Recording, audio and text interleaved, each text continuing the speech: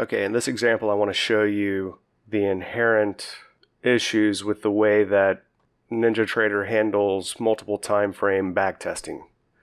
So what I want to do is, on this 5-minute chart that Bloodhound is on, we'll add in a 30-minute chart and then access the 30-minute bar that's touching this 90 EMA in conjunction with a churn bar on the 5-minute. A churn bar is just a narrow range, very high volume per range bar. Okay, so I'll open up Bloodhound user interface, and then add the 30-minute chart. There it is. And add the comparison solver to that 30-minute chart. We'll use, a bar touching that EMA, so low for long. Actually, I think I can do it this way. High for long, low for short, rather than flipping those numbers on the bottom. I'll explain how to build these different things in other videos, but just to kind of show you why this indicator reader is so important, let me go ahead and try to fly through this. We'll say within 2 ticks of that 90 EMA,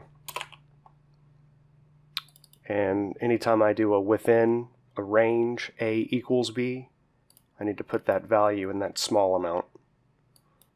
And then whatever number you put in the small amount, you may as well just put in that large amount, depending on what you're trying to do here. But anyhow, let me load that. And now, using the long short modifier, see, I add this to the logic board, 30-minute indicator comparison. Then I have to use the long short modifier to isolate those bars that are just touching. So we'll use minimum here. And I've set the short plot to transparent so that you would be able to see those green lines. When it shows both the long and the short, it's almost a kind of a grayish brown, and it's hard to see. So I just set that short confidence to transparent. So you see the problem now. What's the problem? Anytime you're accessing a higher time frame, you're always 1 bar late.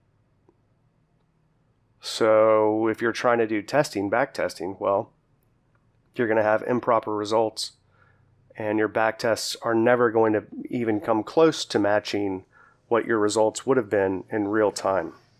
Okay, so really, with Ninja, because of this 1 bar late bit, it's really this way with most platforms, a lot of platforms anyway. You can't really do multiple time frame backtesting accurately until now, with this new indicator reader that we've developed. The problem, obviously, is that if I wanted to backtest this, well, I would completely miss that bar altogether, and I would not get the signal here. So any backtest that I would perform with higher time frames, multi-time frames, would not be accurate at all. You would have to play this in market replay, bar by bar, or just run it live to get accurate results per the system that you've put together here. So, and the only way that we can get around this is to copy the indicator perfectly from the higher time frame to the base chart, to the actual entry chart that we're doing the backtest on. And one more thing that you may not know about Ninja: when you're layering time frames, when you're adding in charts to an existing chart, let's say if I have 5,000 bars for this 5-minute chart, when I add this 30-minute chart, it's not matching up the historical time. So if this is, let's say it's 6,000 bars on the 5-minute chart, you would think, well, maybe then that would be only 1,000 bars for the 30-minute, so that they match up at the starting bar all the way to the left, all the way to the end of the chart. You would think that they would match up, right? Well, they don't. In fact, when you add in a higher time frame, Ninja will add the same number of bars for that higher time frame as you have on the base chart. So if I have 4,500 bars here for the 5-minute, when I add this 30-minute, it's going to build that 30-minute with 4,500 bars also. And that obviously can create a performance issue and make your back tests take even longer. And then when you're testing it live, obviously Ninja will be running even slower. So the best thing that we can do is to copy that indicator directly from the 30-minute chart onto the 5-minute chart using this indicator reader. So I set the chart and the indicator. The indicator is that EMA. It's on panel 1. Panel 1 is the price panel from the 30-minute chart. So I can copy from the current workspace or any chart from any other workspace. So you could even copy indicators from different instruments if you wanted to. There's a few different examples where you might want to do that. So because this is a value indicator, it's showing us for each bar, it's showing us a price value for that line. We want to set this to last, and then I want to show the plots. And I want to put this on same as the input series, which is the price panel, panel 1. So now when I load it, it's going to copy that line perfectly, the exact value for every bar onto this chart. You see?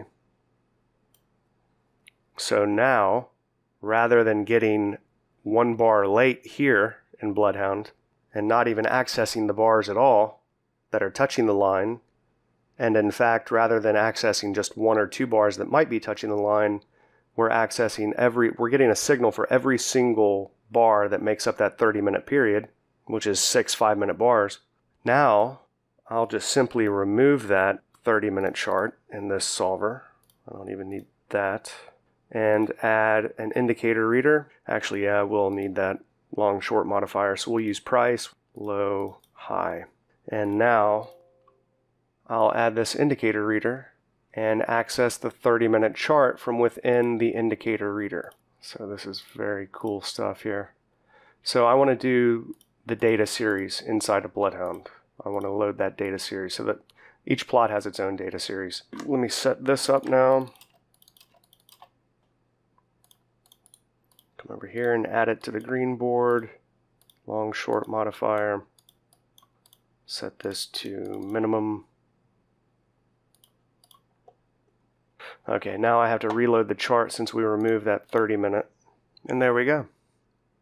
So very simple, very accurate, and absolutely zero calculations are being performed inside of Bloodhound here.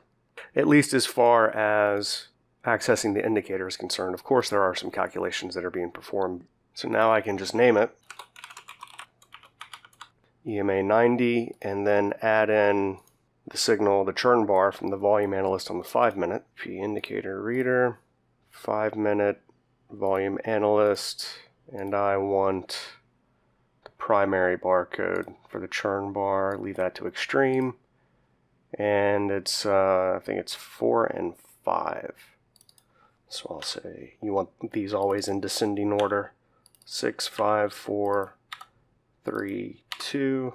I'll have more precise videos on how to do these different types of solvers, but for now I'm just trying to show you why this is so important, why it's necessary to have this in order to do any type of proper backtesting or multiple time frame system design at all. So now, see, this is accessing only the churn bars, only those kind of dark pink and yellow bars, which are very high volume per range, narrow range bars. So when we get one of those on the 5-minute, when the bar is touching the 90, EMA on the 30, then we get the signal there. So now, rather than being late and potentially getting the signal on any 5-minute bar within that 30-minute period, the 30-minute period after the one that's actually touching the line, which is too late, obviously. Now we're getting the signal properly at the right time, and it's showing perfectly here on the chart. So now I can backtest this, knowing full well that it's actually going to be working properly and giving me the results that I could expect in real time. So that's really one of the most important features of this indicator as far as, strategy development and proper testing, aside from the fact that it actually eliminates the need to run any of these indicators inside of Bloodhound. So now we could build out literally 100 of these solvers and not really slow Ninja or Bloodhound down at all.